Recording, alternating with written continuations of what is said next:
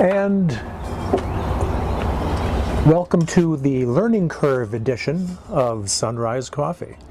Sunrise was about maybe half an hour, 45 minutes ago. I was up a good hour and a half before the sunrise. I pulled together my kit.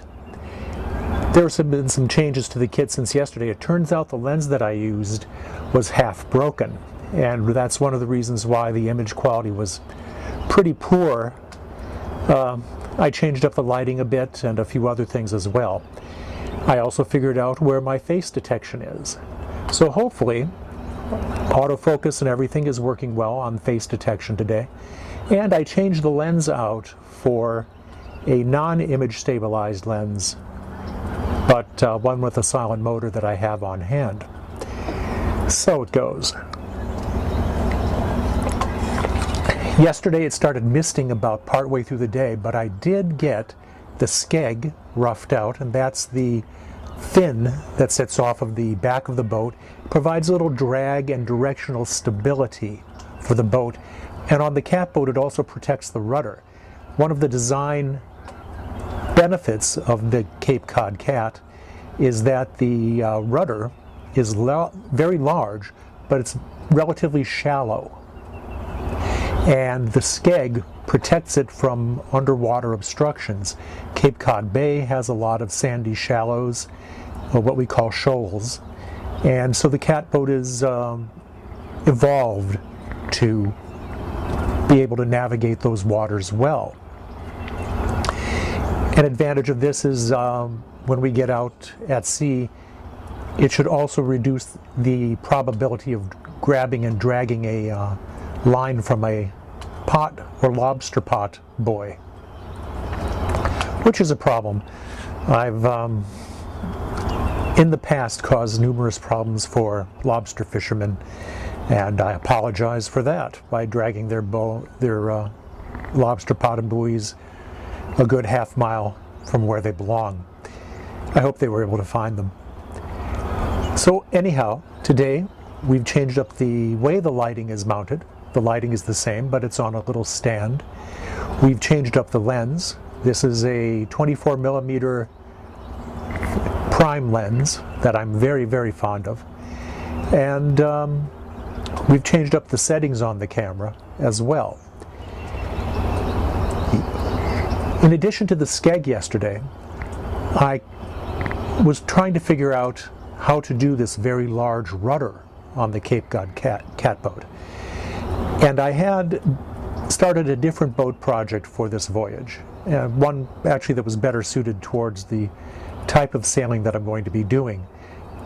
But I really wanted a catboat, and so this is where we're at. I mentioned that the rudders are very large, and the boat that I was going to do is a scow, so it's like a John boat. It has a flat front end and a flat back end. And if I glued those two ends together, it would give me enough material in about the right thickness to build the rudder. And so I did that. I think I've mentioned my somewhat modest carpentry skills, and I overclamped it, and during the night, after it started misting and the water started swelling up the wood a bit, the assembly buckled. And so it's kind of got a tent shape to it, which isn't a good thing in a rudder. So, if it dries out enough today, the project is going to be cutting out that buckled joint, refreshing the edge and doing the joinery work, which means making it all smooth so that it comes pretty close together, putting dowel pins in to make sure everything ends up where it's supposed to be, and re-gluing it.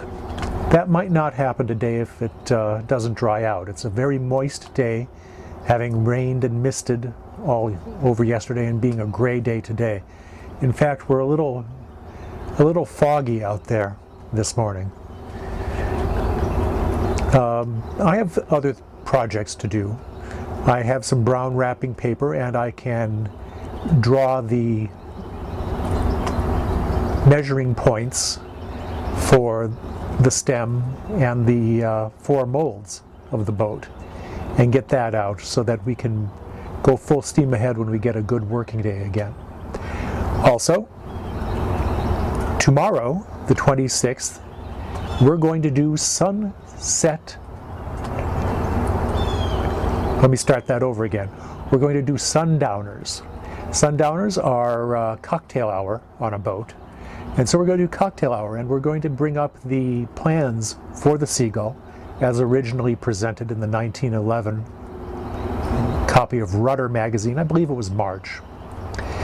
And we're going to do those plans, show you what we're building, and show you some of the modifications to those plans that we're going to do.